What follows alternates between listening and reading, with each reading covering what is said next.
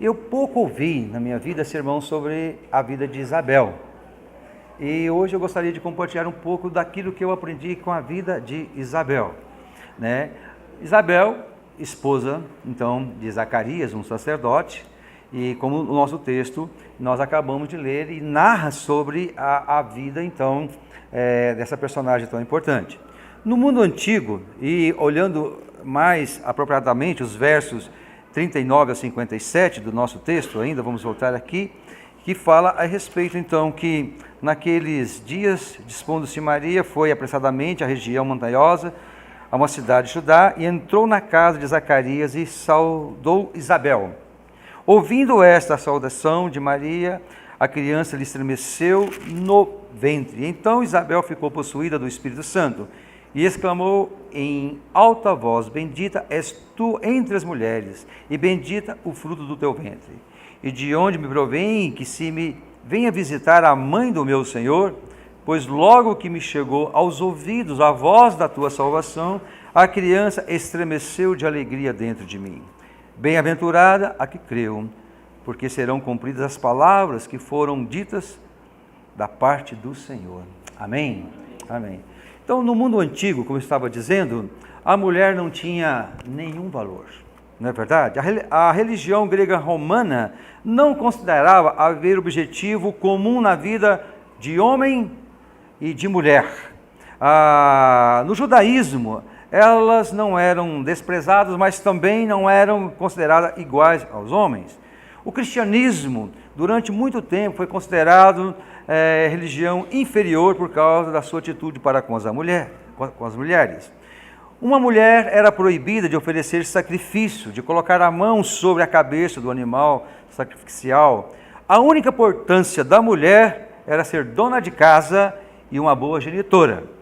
Uma mulher estéril, então, era considerada maldita, era amaldiçoada. Talvez algumas mulheres abençoadas pela prosperidade financeira, posição social, desfrutavam de alguns dos benefícios do mundo masculino daquela época. Mas quando nós olhamos no livro de Provérbios, nós podemos ver que não era bem assim. As mulheres, pelo menos biblicamente falando, receberam grandes privilégios e responsabilidade. E se teve uma pessoa que restaurou a dignidade das mulheres, foi Jesus de Nazaré. Amém? E Lucas teve um olhar especial, então, para as mulheres, principalmente para com aquelas que prefiguraram no palco da história do povo de Deus. É interessante que parece que Lucas, ele tinha um dom musical também, porque esses primeiros versos aqui que nós lemos, o primeiro capítulo, nós temos aqui praticamente 5 cânticos, né? Ou 4 cânticos, podemos assim dizer. Podemos dizer aqui o cântico de Isabel, que é o cântico do amor. Também nós temos o cântico, né, de Maria, né, que é o cântico da fé, reconhecido por muitos. Mas também nós temos a adoração dos anjos, né? E aqui também, que é uma expressão de adoração. E também nós temos de Zacarias, que expressa, através da poesia, esperança.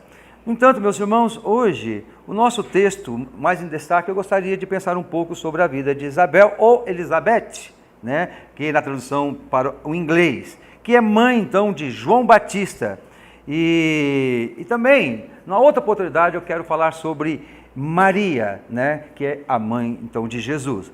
Ambos eram mulheres humildes, de nenhuma posição social ou econômica. Isabel era a esposa, então, de um sacerdote ambíguo e até meio obscuro, né? Era um homem crente, era um homem que conhecia a lei e trabalhava pela lei e servia ao Senhor no templo. Eles moravam numa aldeia sem nome na região montanhosa de Judá, como nós lemos. E talvez, por ser estéril e ser um pouco assim ignorado pela sociedade, foi morar num lugar assim tão distante. Nós não sabemos, e Lucas não preocupou em narrar que lugar é esse. Seria Hebrom? Não sei, não podemos afirmar. Sem dúvida, na mente de alguns, eles estavam sendo punidos por algum pecado em morar nesse lugar. Isso não é bem certo, nós não podemos afirmar isso também. Maria foi, então, uma humilde camponesa. Ela não tinha qualquer posição social, devido à sua filiação ou à sua classe, nem mesmo a dignidade de Isabel e Zacarias, porque se você olhar o texto, a linhagem de Isabel era de sacerdotes, de Arão. Isso era um privilégio. E era um privilégio também para um sacerdote casar com uma mulher como Isabel, não é verdade? E podemos aprender sobre a intimidade, então, delas para com Deus. E a vida humilde e piedosa que ambos tinham diante de Deus. E analisando a narrativa de Lucas, depois de ler várias vezes, essa narrativa, algumas perguntas vieram à minha mente. Primeiro, quando Maria recebeu a notícia, a visita do anjo, então logo imediato ela fez uma viagem. Maria estava grávida quando foi ter com Isabel, na região montanhosa, em uma cidade de Judá? O texto não fala.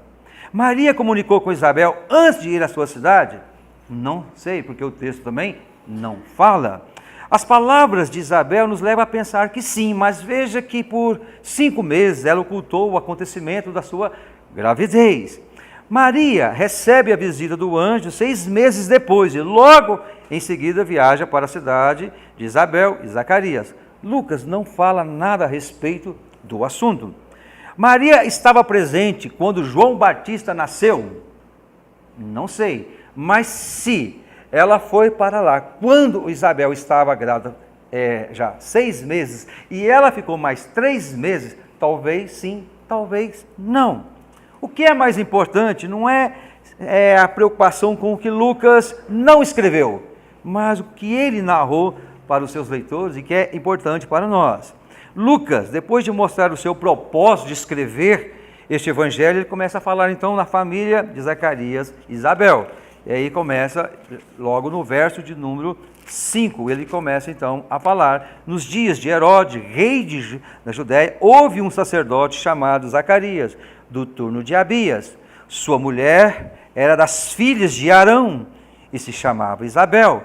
Ambos eram justos diante de Deus, vivendo repreensivelmente em todos os preceitos e mandamentos do Senhor. E não tinham filhos, porque Isabel era estéril, sendo eles avançados em dias. Então fica muito claro para nós aqui a posição deste casal.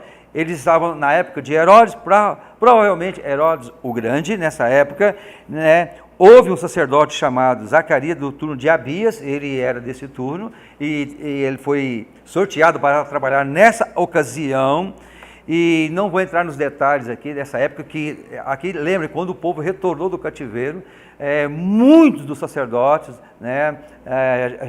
já tinha acabado, porque tinha 24 grupos de sacerdotes para servir no templo, e eram sorteados para servir. No entanto, e ambos eram justos diante de Deus, vivendo irrepreensivelmente em todos os preceitos e mandamentos do Senhor. Ao destaque que Lucas dá da vida, então, de Zacarias e também da vida de Isabel. Bom, então, fala então para o sacerdote Zacarias sobre a vinda de um filho, João Batista.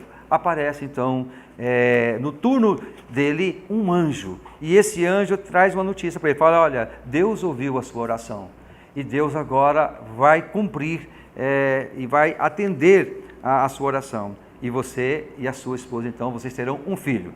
O anjo então aparece durante esse seu turno, na hora que estava queimando incenso, o anúncio do nascimento do seu filho, mas acontece no verso 18 e 23, tem uma reação interessante da vida de Zacarias. Ele age de uma maneira até incrédula. Olha só o verso 18, o que acontece. Ele fala isso. Então perguntou Zacarias ao anjo: como saberei isso?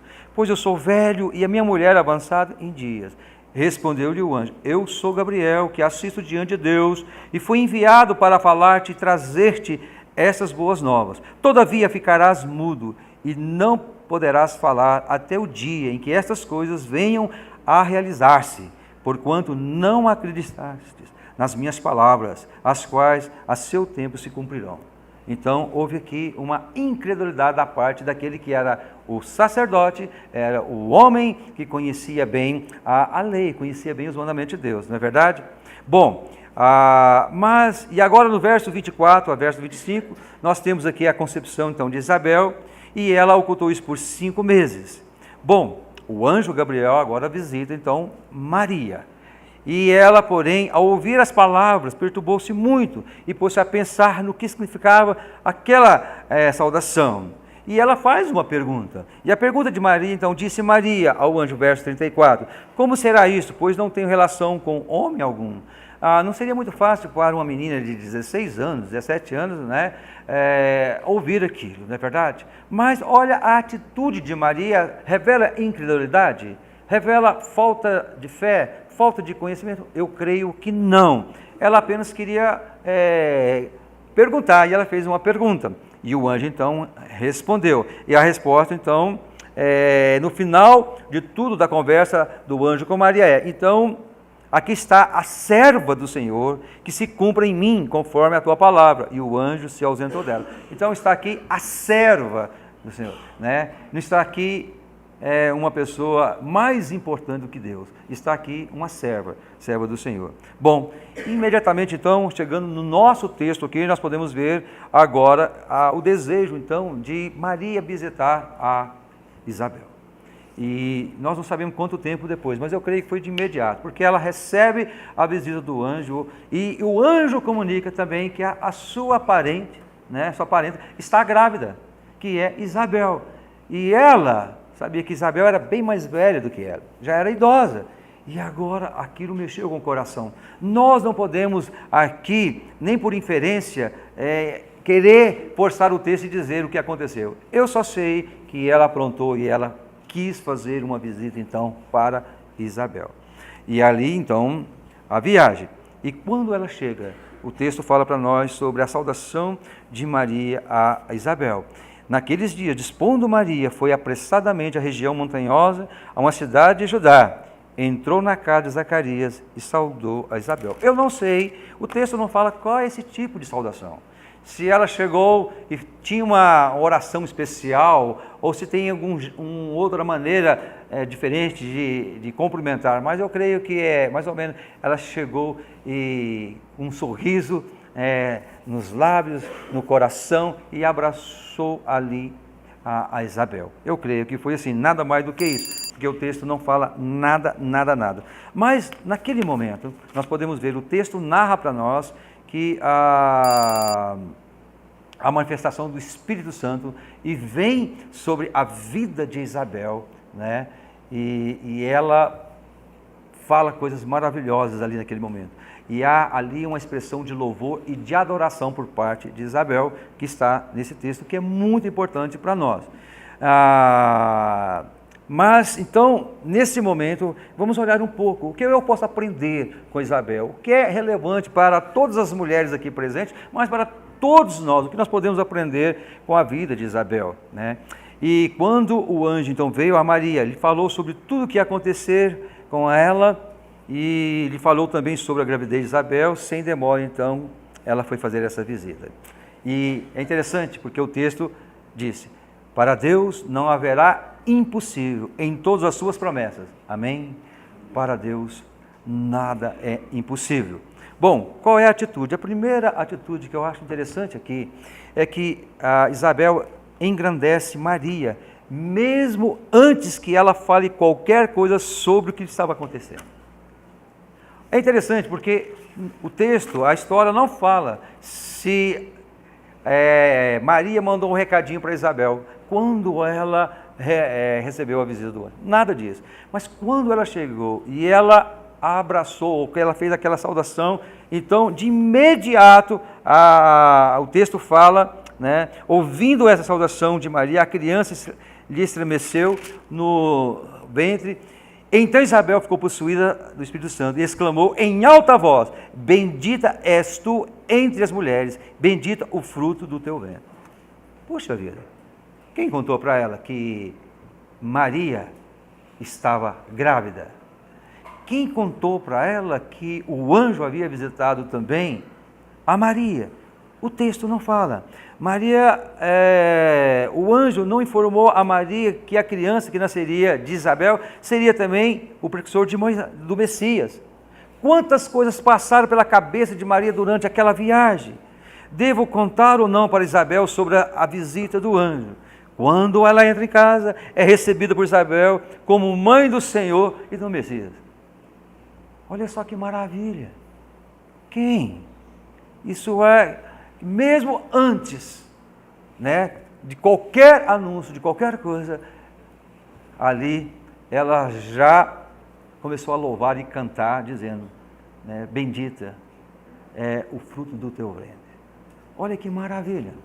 E nós podemos aprender então com a Isabel. É uma coisa importante, que Isabel estava cheia o quê? Do Espírito Santo, e suas palavras foram divinamente inspiradas. Gabriel havia informado a Zacarias que a criança seria cheia com o Espírito Santo, ainda no ventre de sua mãe, no verso 15. Isso aconteceu, e não só com ele, mas também ali com Isabel. Ouvindo esta saudação, então, de Maria, a criança lhe estremeceu no ventre. Então Isabel ficou possuída pelo Espírito Santo. Veja como foi o comportamento de Isabel e suas palavras cheias de sabedoria. Seria devido ao conhecimento bíblico que ela tinha, ou foi somente pela manifestação do Espírito Santo?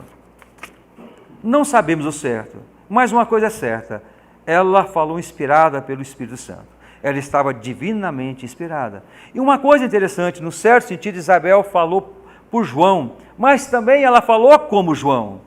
Veja o lado humilde dessa mulher. Isabel reconhece a bênção superior que foi concedida à sua prima, mas se alegrou com ela. Isso é maravilhoso. Esse é o lado da humildade de Isabel que me encanta, porque ela se alegrou muito mais com a dádiva da chegada do Messias do que da sua gravidez, que ela era estéril. Isso é maravilhoso. É o lado humilde dessa mulher. Ela reconhece que a bênção superior que foi concedida à sua parente, à sua ou prima mais nova. Então, nós podemos ver isso claramente, como João também era.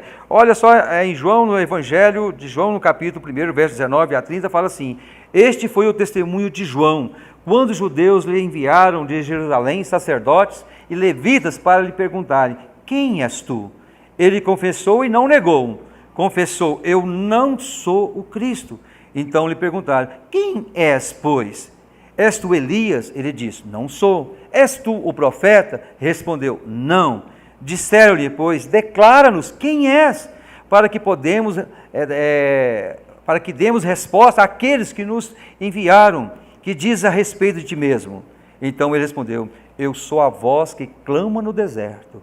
Endireitarei o caminho do Senhor, como disse o profeta Isaías. Ora, os que haviam sido enviados eram de entre os fariseus, e perguntaram-lhe então: por que batizas, se não és o Cristo, nem Elias, nem o profeta? Respondeu-lhe João: eu batizo com água, mas no meio de vós está quem vós não conheceis, o qual vem após mim, do qual não sou digno de desatar-lhes as correias das sandálias. Estas coisas se passaram em Betânia, do outro lado do Jordão, onde João estava batizando. No dia seguinte, viu João a Jesus, que vinha para ele, e disse: eis o Cordeiro de Deus que tira o pecado do mundo. É este a favor de quem eu disse: após mim vem um varão que tem a primazia, porque já existia antes de mim.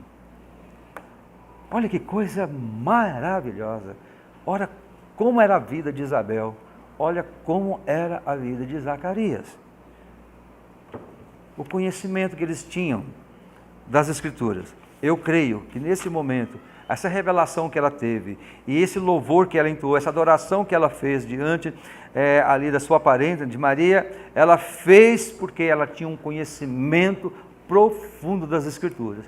E por ter esse conhecimento das Escrituras Sagradas, e sabia da vinda do Messias, o Espírito Santo também, naquele momento, deu toda a inspiração a ela. Ah, mulheres! Ah, que todas as mulheres dessa igreja fossem todas cheias do Espírito Santo. Que todas as mulheres tivessem a humildade que teve Isabel, de não considerar a sua bênção maior do que as outras bênçãos, de não olhar mais para a bênção do que para aquele que doa todas as bênçãos. Isso é algo importante e relevante para todos nós. Tal mãe, tal filho. Eu creio que Isabel foi um protótipo do seu filho a esse respeito, e fica muito claro para todos nós. Ele aceitou humildemente o seu papel secundário como precursor do Messias, Ele mesmo encorajou seus discípulos a deixarem seguir a Cristo. João diz, antes que ele cresça e que eu diminua. Que seja assim também. Eu vejo uma mulher notável, eu vejo uma mulher segundo o coração de Deus agindo dessa forma. E é o desejo que eu tenho como pastor para todas as mulheres dessa igreja, em nome de Jesus. Mas também uma coisa interessante, que o louvor de Isabel não é para a sua realização pessoal, ou pela bênção da fertilidade de uma criança, mas pela bênção que lhe é conferida pela visita de Maria. A proclamação de Isabel não se concentra, então, como eu disse, na bênção da criança que ela carregava no seu ventre, mas na bênção de Deus, da chegada de Maria, que deve ser a mãe do Messias, e em suma, na chegada do Messias. Maria é o foco e não Isabel. Ela nunca procurou o foco, ela nunca procurou o pedestal, de forma alguma, mas se colocou como serva, humilde serva, para servir e fazer a vontade de Deus. Irmãos, isso também é relevante para todos nós. Notamos simplesmente que a chegada de Maria é ocasião para o louvor de Isabel, e não a chegada de João Batista. Você pode ver o texto. Ela tem a sua gravidez, mas ela não faz nenhum cântico exaltando ali a concepção de João Batista. Mas sim, olhando para o Messias. Mas uma outra coisa também, as palavras de Isabel serviram principalmente como um encorajamento para Maria. Creio que as palavras de Isabel caíram como um bálsamo precioso ao coração de Maria. Foi um incentivo sem tamanho para aquela jovem. Ela não precisou falar nada do que lhe havia acontecido, do que o anjo lhe havia falado sobre o nascimento do Messias. Maria logo percebeu que Isabel já sabia de tudo. Assim, o louvor de Isabel apenas confirmava as palavras do anjo Gabriel. Agora são duas testemunhas das boas novas. Maria, que correu para a cidade de Zacarias e Isabel para compartilhar tudo que o anjo havia revelado a ela, sem hesitação. Isabel, que já sabia e cria e se alegrava com a verdade de Deus falada pelo anjo Gabriel. Amém? Mas também, irmãos, uma outra coisa interessante. Isabel louva a Deus mais pelo seu encontro com Maria do que pelas palavras ditas ao seu esposo Zacarias. Lucas nos informa que as palavras do anjo Gabriel a Zacarias tinham como objetivo informar que a criança, o filho que Deus estava dando a ele e a sua esposa, seria o precursor do Messias. Olha que interessante isso. Então eles recebem, olha, vai nascer um filho, vocês já têm a idade avançada, mas vai vir uma bênção para vocês. Mas eu quero deixar bem claro que este que vai nascer, ele não é o Messias, mas ele vai preparar o palco, ele vai preparar todo o caminho para a chegada do Messias. E essa família aceita isso humildemente. Às vezes, nos é oferecido a fazer algo que é inferior, e muitos não recebem isso com amor, com alegria. Não aceitam, não é verdade? Desprezam. Nunca faça isso. Você pode ser um instrumento tão precioso e talvez você vai perder a grande oportunidade de ser bênção, de preparar um palco para uma bênção maior na vida das pessoas. Então entenda isso na sua vida. Procure entender isso no seu dia a dia. Tá bom? Então, não há menção nesse relato como o Messias viria para a terra. Como então Isabel sabia que Jesus nasceria de uma virgem? E que a virgem não era outra senão a sua parenta. Como é que ela pôde confirmar tudo isso? Temos de admitir que não somos informados de como Isabel aprendeu o que afirmou.